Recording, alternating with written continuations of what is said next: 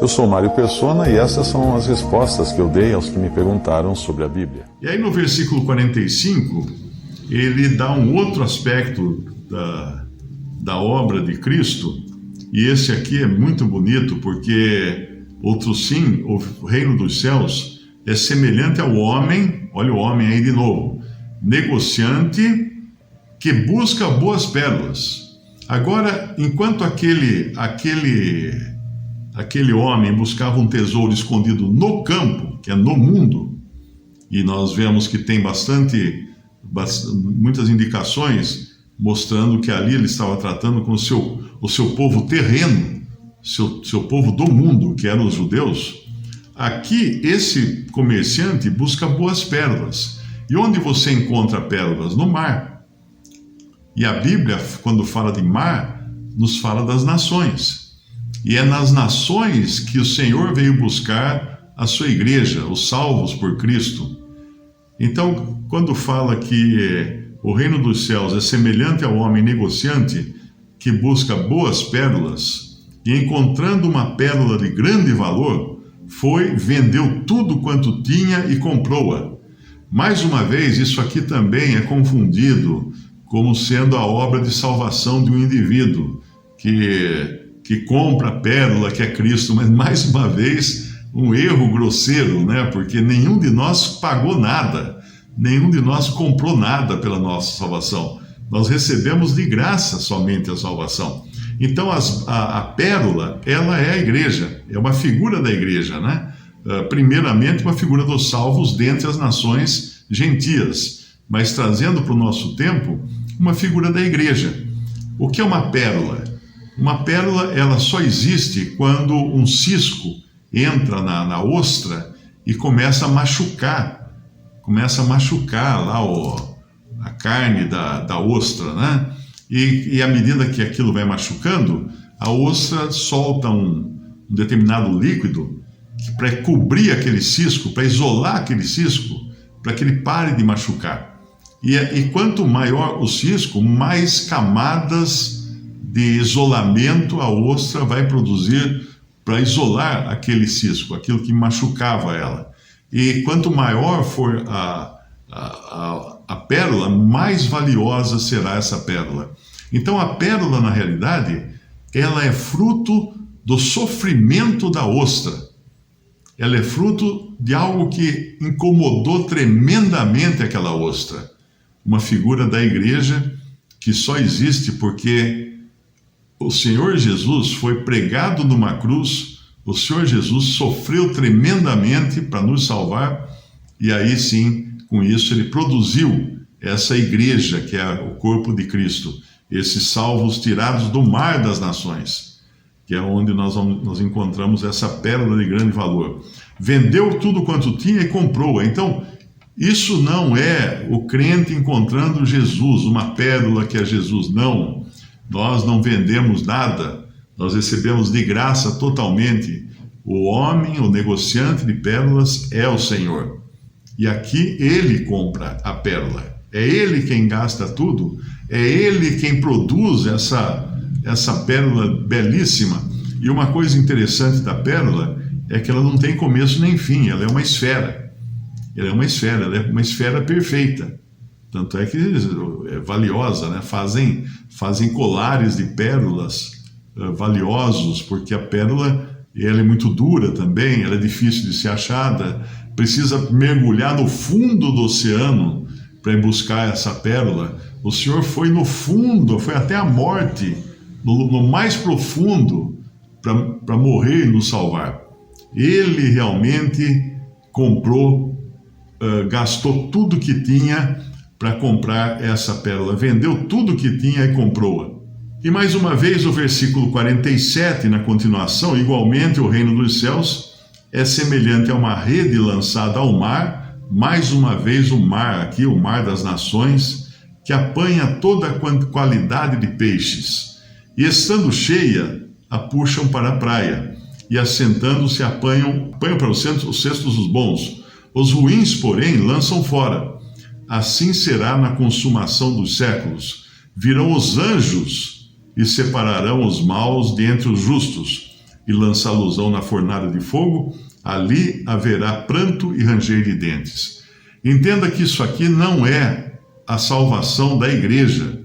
Isso aqui não é o que nós entendemos como o arrebatamento da igreja, é a ressurreição dos santos que estiverem mortos quando o Senhor vier para arrebatar a sua igreja.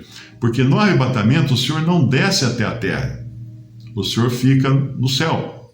E nós vamos ao encontro dele entre nuvens. Mas no fim no fim da grande tribulação, dos 7 anos de grande tribulação, aí sim o Senhor desce até a terra. Mas aí, quem vai fazer o trabalho de recolher os bons e os ruins não é o Senhor, são os anjos. Os anjos farão esse trabalho. Nós não seremos recolhidos por anjos, nós que eu digo, aqueles que fazem parte da igreja. Nós não seremos recolhidos por anjos. Nós seremos buscados pelo próprio Senhor que virá nos encontrar aqui no mundo. Mas os anjos, depois dos 7 anos, recolherão do mundo, desse mar das nações, os peixes bons, os peixes ruins. E aí farão essa seleção e os peixes ruins serão mortos, né, e lançados fora. E no versículo 50 completa que serão lançados na fornalha de fogo. E ali haverá pranto e ranger de dentes. Não é ainda o juízo final. Lembre-se disso. Eles serão lançados no mesmo lugar que está aquele rico, da história do rico e o Lázaro, que já está sofrendo, mas ainda no Hades, na sua condição de morte, na sua condição de desencarnado. Mas aqui não é ainda o juízo final. No juízo final, lá no final de Apocalipse, no grande trono branco, é que os mortos serão trazidos todos à presença do Senhor, e o Senhor então dará a sentença de condenação final para cada um deles. Ali sim será a condenação final, eles serão lançados no lago de fogo. Aqui são lançados na fornalha de fogo, que tem pranto e ranger de dentes, mas ainda não é o destino derradeiro dos perdidos. Isso aqui é a limpeza que o Senhor fará no mundo, lá em Mateus, acho que 25, vai falar mais isso, depois de Mateus 24. Mateus 24 fala da grande tribulação, Mateus 25 fala desse juízo das nações, do juízo das nações, para então inaugurar o seu reino de 1000 anos na terra.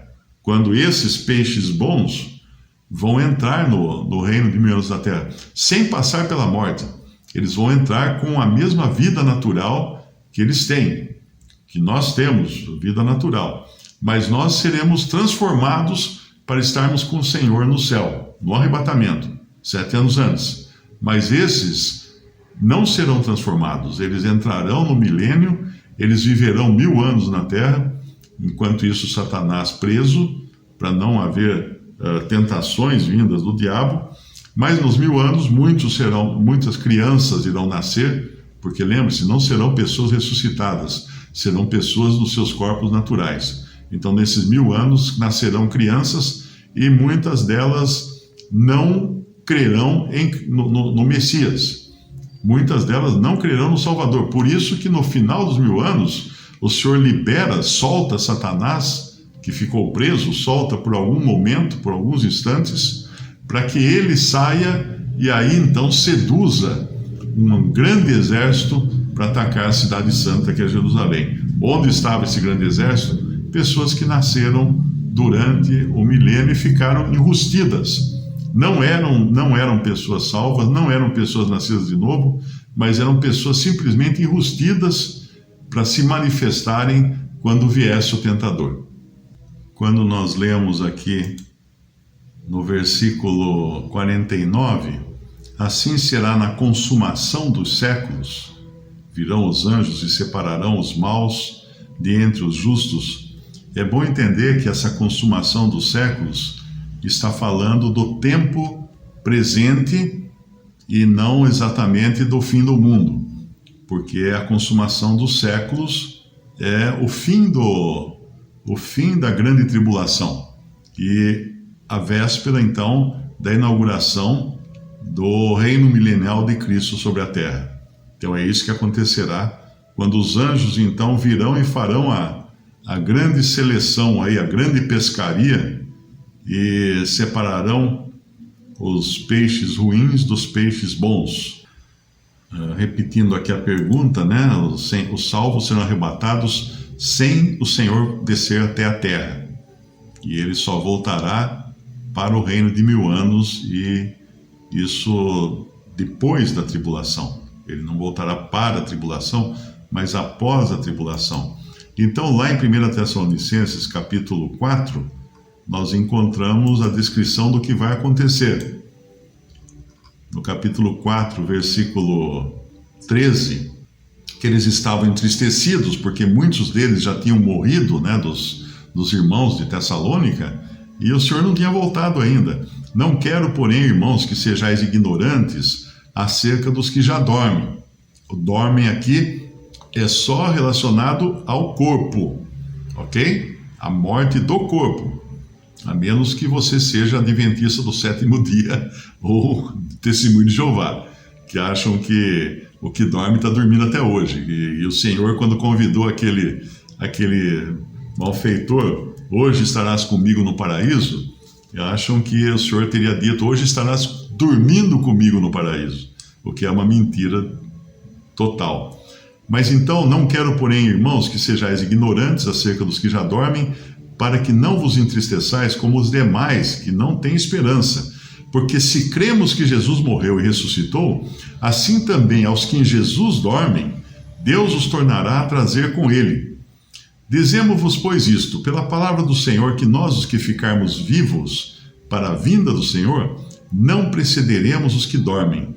Porque o mesmo Senhor descerá do céu, com alarido e com voz de arcanjo, e com a trombeta de Deus, os que morreram em Cristo ressuscitarão primeiro. Depois nós, os que ficarmos vivos, seremos arrebatados juntamente com eles nas nuvens, a encontrar o Senhor nos ares, e assim estaremos sempre com o Senhor. Então o encontro dos salvos será nos ares, nas nuvens, não será na terra. Na terra será para o povo judeu, quando o Senhor prometeu, os anjos disseram lá em Atos capítulo 1, podemos até abrir lá, no versículo 10, e estando com os olhos fitos no céu, enquanto ele subia, eis que junto deles se puseram 2 homens, vestidos de branco, os quais lhes disseram, homens galileus, por que estáis olhando para o céu? Esse Jesus que dentre vós foi recebido em cima no céu, há de vir assim como para o céu o vistes ir. Então ele virá para eles, virá até a terra. E tem uma outra passagem que fala que ele porá os seus pés, em Zacarias capítulo 14, quando ele vem justamente para dar um rapa nas nações, né, do mundo. Versículo 3, 14, capítulo 14, versículo 1. Eis que vem o dia do Senhor, em que os teus despojos se repartirão no meio de ti. Porque eu ajuntarei todas as nações para a peleja contra Jerusalém, a cidade será tomada, as casas serão saqueadas, as mulheres forçadas, e metade da cidade sairá para o cativeiro. Mas o restante do povo não será extirpado da cidade. E o Senhor sairá e pelejará contra essas nações, como pelejou sim no dia da batalha. Naquele dia estarão os seus pés sobre o Monte das Oliveiras, que está defronte de Jerusalém para o oriente, e o Monte das Oliveiras será fendido pelo meio para o oriente e para o ocidente, e haverá um vale muito grande, e metade do monte se apartará para o norte, e a outra metade para o sul. E fugireis pelo vale dos meus montes, pois o vale dos montes chegará até Azel. E fugireis assim como fugistes de diante do terremoto nos dias de Uzias, rei de Judá. Então virá o Senhor meu Deus e todos os santos contigo.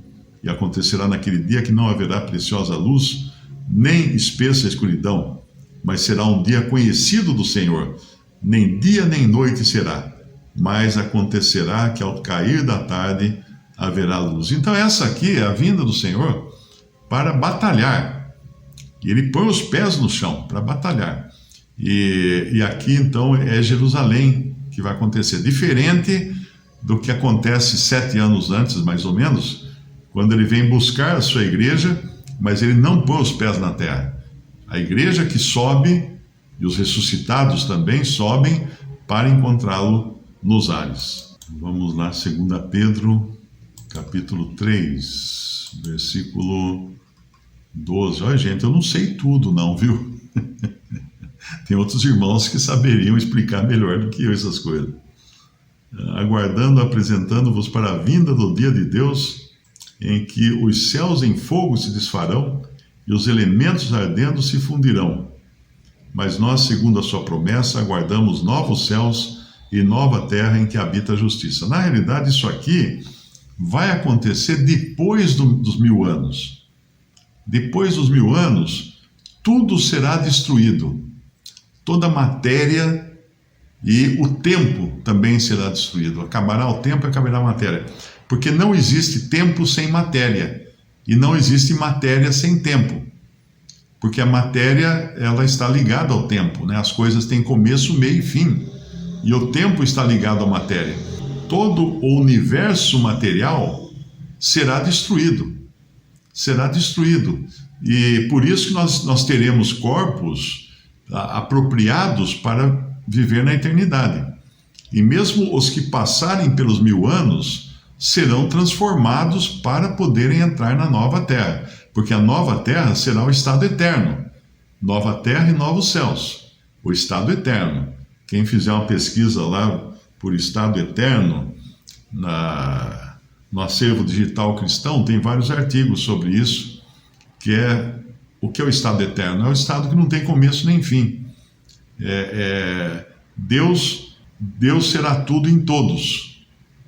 Então aí não dá nem para a cabeça imaginar, né? Porque daí é muita coisa. Nossa mente ainda depende das células do corpo. Nós temos um corpo de carne, nós raciocinamos em termos de começo, meio e fim, então raciocinamos no tempo. O nosso corpo está sujeito ao tempo. Eu estou descobrindo isso a cada dia mais, que meu corpo está sujeito ao tempo. Mas haverá um momento quando tudo isso será destruído. E é ali que fala de 2 Pedro, versículo 11, que ele fala: havendo, pois, de perecer todas essas coisas, que pessoas vos convencer em santo trato e piedade, aguardando e apressando-vos para a vinda do dia de Deus, em que os céus em fogo se desfarão e os elementos ardendo se fundirão. Mas nós, segundo a sua promessa, aguardamos novos céus e nova terra, em que habita a justiça. Então haverá uma parcela dos salvos, a maior parcela dos salvos, que habitará nos novos céus, e uma menor parcela de salvos que habitará na nova terra, que basicamente são os que saíram do milênio, os que atravessaram o milênio e chegaram ao final do milênio. Esses vão habitar na nova terra. Mas nós fazemos parte dos santos celestiais, que vão habitar nos novos céus. E aí será Eu andei vendo esses dias, tem a diferença entre o reino dos céus, o reino do Filho, o reino do Pai, tem diferenças. Tem um artigo até no Manjar Celestial que fala dessas distinções, mas eu, infelizmente, não tô conseguindo guardar na memória por mais de 30 segundos as coisas que eu leio. Visite respondi.com.br. Também 3minutos.net. Baixe os e-books ou adquira os livros.